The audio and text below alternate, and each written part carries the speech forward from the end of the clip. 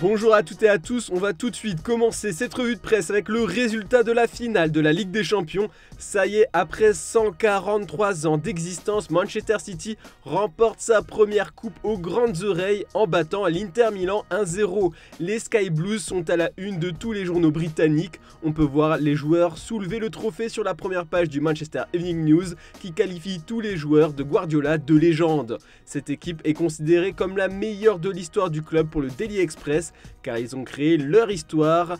En plus, Manchester City réalise le triplé championnat, coupe et Ligue des Champions, ce que très peu d'équipes européennes ont pu réaliser. Alors pour le Daily Star, les Citizens sont des héros. Mais bon, une finale ça fait certes des heureux mais surtout des malheureux. Ce matin, la première page de la Gazzetta dello Sport consacre une large place au chaos reçu par l'Inter en finale. L'arme de champion, l'Inter fait jeu égal et gaspille, peut-on y lire. On peut voir la terrible peine de Lautaro Martinez qui n'a pas réussi à pousser le ballon au fond des filets d'Ederson. Malgré ses efforts, les Nerazzurri sortent sous les applaudissements du public, titre de son côté le Corriere dello Sport, qui estime que l'Inter méritait mieux dans ce choc. Pour Tuttosport, Manchester City était tout simplement trop fort pour l'Inter, qui a vu son rêve interrompu. Le journal parle aussi d'une malédiction italienne. En effet, dans chaque compétition européenne, il y avait une formation de Serie A en finale, mais elles sont toutes reparties avec une médaille d'argent. Un peu d'objectivité avec le reste de la presse européenne. Ce matin, l'équipe met en avant le superbe travail de Pep Guardiola. Le coach espagnol vient de rejoindre le cercle très fermé des managers ayant remporté 3 Ligues des Champions. Aux côtés de Zinedine Zidane et Bob Paisley, seul Carlo Ancelotti en a une de plus. Et Guardiola s'est même permis de lâcher une petite pique au Real Madrid après le match en déclarant que Manchester City n'est plus qu'à 13 Ligues des Champions 2.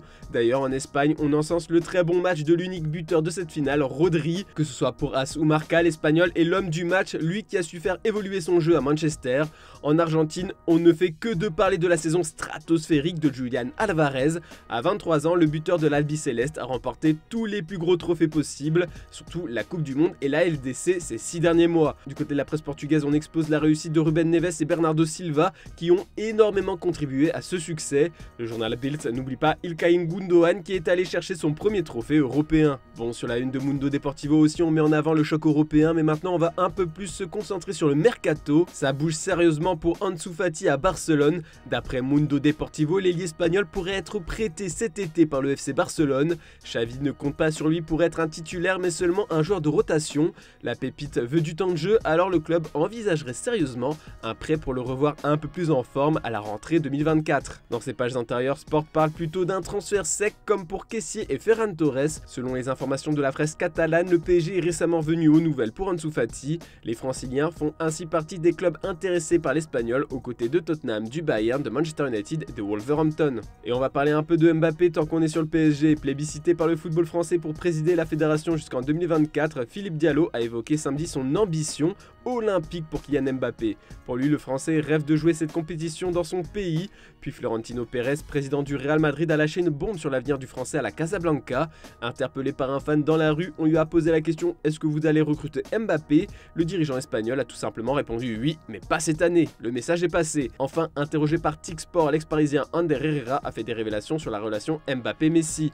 Il a nié une présumée relation froide entre l'Argentin et le Français. Voici ses mots. « C'est un mensonge qu'il y avait une division avec Mbappé. Je ne comprends pas pourquoi ces rumeurs sortent. Il faut en tuer pour garder l'autre. Messi est un gagnant né. Il ne prenait jamais un exercice à la plaisanterie. » Enfin, c'est très chaud pour un départ d'Harry Maguire de Manchester United. Le club veut absolument vendre son défenseur pour recruter car son salaire pèse sur les finances.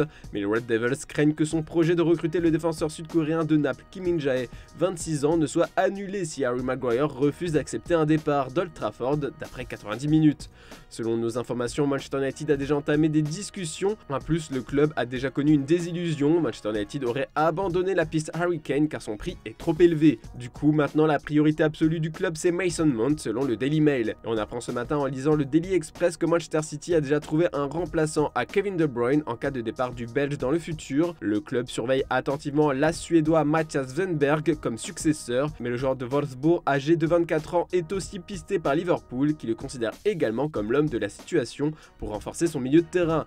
Il lui reste 4 ans de contrat à Wolfsburg qui pourrait exiger près de 40 millions d'euros pour le laisser partir. Voilà, c'est tout pour ce dimanche, on se retrouve demain matin pour une nouvelle revue de presse. N'oubliez pas le JT Foot Mercato en fin d'après-midi. Et si vous avez raté notre dernier live Twitch, n'hésitez pas à aller mater la rediff sur YouTube. Bonne journée à toutes et à tous.